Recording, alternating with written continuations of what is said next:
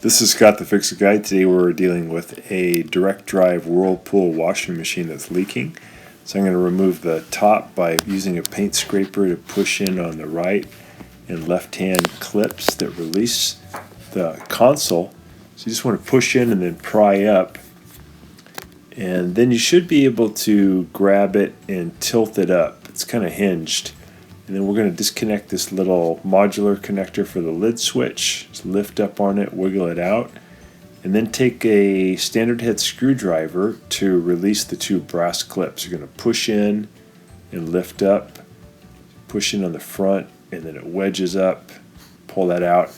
Now grab the cabinet, the white cabinet, and lift it up 45 degrees and just pull it right off of the tub and chassis. That exposes the tub and chassis, just makes it easier to get to a lot of the components. And we're going to be changing this part number. This is for the water pump for the direct drive washing machine. I've already removed two clips that are holding it on, one on the top, one on the bottom, and I pulled it off of the motor shaft. And then I just have to undo a couple of hose clamps. So again, the water pump was on there, being held on there by two clips. Just use a standard head screwdriver to pry it off. We can see this one is leaking right here, and that's a very common problem with this machine, usually after about 5 years. So I'm going to use my pliers to get these hose clamps off, and then I'll be able to take the hoses off. If you have water still in the machine, a lot of water is going to come out at this point, so you want to have some towels down or maybe tilt the machine back so there'll be less water will come out. You can also put a clamp on the hose so less water comes out. So even though this one had been drained all the way, a little water still came out. Took the top hose off, and then I'll take the bottom hose off, and then we have removed the old water pump.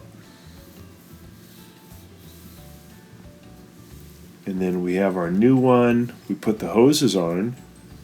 Now I want to try to get the motor shaft to go right into the water pump. The motor shaft has a oblong shape to it. It has a round side and then two flat sides. I have to make sure they match up with the water pump. And then I can push it on, and then I'll be able to put the two clips back on. Put on the top one, and they're just in by spring tension. I'll push up the bottom one from the bottom, get that on, and then we've got the new water pump on, and we just have to put things back together. We're just going to put the hose clamps back on, put the other hose clamp on, just going to pinch it, and then pull these forward. There we go. And then we can put the cabinet back on the chassis. Just grab that. I usually hold it against my leg. I open the door a little bit, and then I move it over to the chassis at about 45 degrees, and I push the bottom front up against the frame first. I'm just trying to show you here. This is the tub in front of us, and then I got the frame pushed in as far as it'll go, and then I'll set the cabinet down. Instead of at an angle, I'll just set it in flat.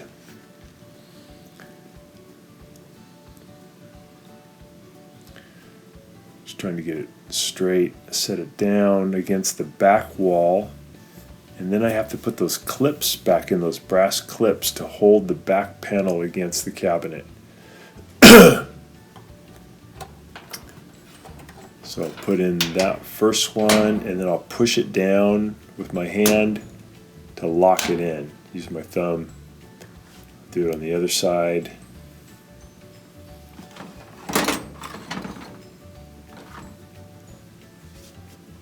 So put the clip in to the back panel first, and pull it in position and push down my thumb until it clicks. There we go. It's a pretty cool fastening device. Got to make sure that I put on the modular connector for the lid switch, Again, I'll show you how to do the little clip. So put that on the back and then just push it down. There we go. Then we're just going to hinge down the console again and click it into place.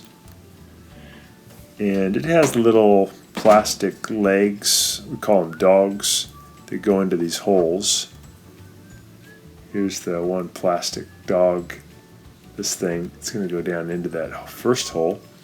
And then the spring part will go into the hole closest to the front. We're going to hinge it down, try to line up that little dog. There we go. And then we're going to push down on the console. One side at a time, it'll click into place. Pretty cool. These machines are pretty fun to work on because they're so modular. Click in the next one.